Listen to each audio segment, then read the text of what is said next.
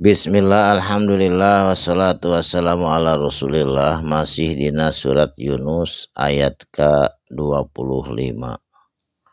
A'udzu billahi minasyaitonir rajim. Bismillahirrahmanirrahim. Wallahu jeung ari Gusti Allah yad'u ngajak Allah nyeru ngagero terus-terusan ila dari salam ka patamanan damai. Artina kan negeri anu pinuh ku kasalamatan, anu pinuh ku kadamaian, tegesna sorga na Allah. Wayahdi jeung mere pituduh Allah atanapi hidayah maya sya'u kasing saha jalma ya sya'u anu dikersakeun ku Allah ila sirotin kana sirotin jalan mustaqimin anu lempeng anu sesuai jeung ketentuan ti Allah. Hadis Quran ijma kias sadayana diturut kurang eta jalan sirotim mustaqim. Saterasna kapalinina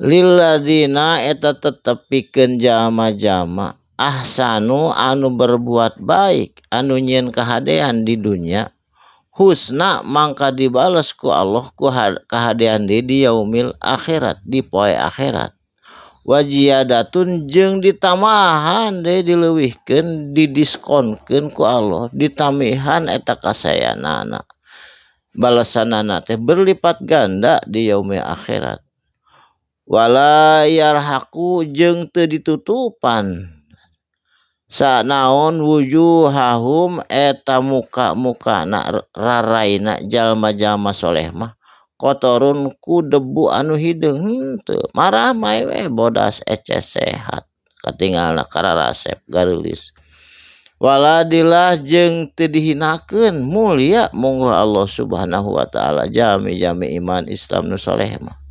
ulaika ari itu kejadian jama-jama anu ahsanu anu berbuat baik ashabu jannah eta teh penduduk jannatin nyaeta penduduk sawargana Allah bari itu jama-jama fiha dina sawargana Allah khalidun dina sawargana Allah khalidun kekal langgeng saumur-umurna itu kabeh jama-jama anu ahsanu anu berbuat kebaikan.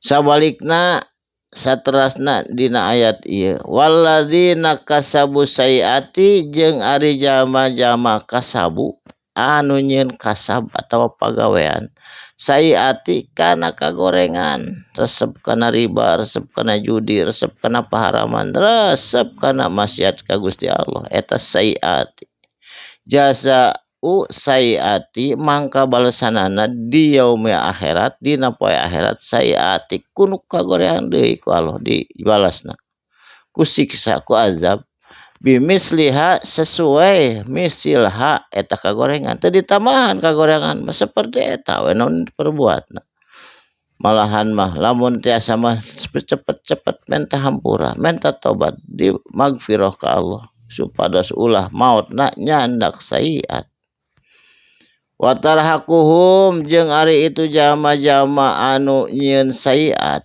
nyieun kagorengan wae di dunyana watarhaquhum jeung ditutupan hum ieu beungeutna jama-jama dilatun ku kahinaan malahum teu aya lahum pikeun itu jama-jama anu berbuat jahat doraka ka Allah minallahi ti Gusti Allah min asimin tina panyalindungan diantepkeun we teu aya nyalindung ka saha da ka Allah nage doraka ka annama kaya itu perkara jalma-jalma anu doraka anu sayiat ugsyat ditutup naon wujuhahum eta beungeut-beungeutna jalma jahat di dunyana kitoan ku debu anu hideung hideungna jiga kumaha minal lailin jiga waktu peuting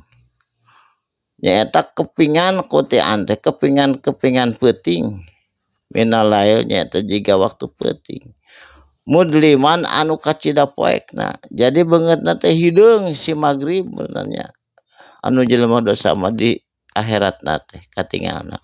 Ulaika ari itu kejadian itu jama-jama doraka di dunia na ashabun nar eta teh penduduk penghuni nari neraka jahanam.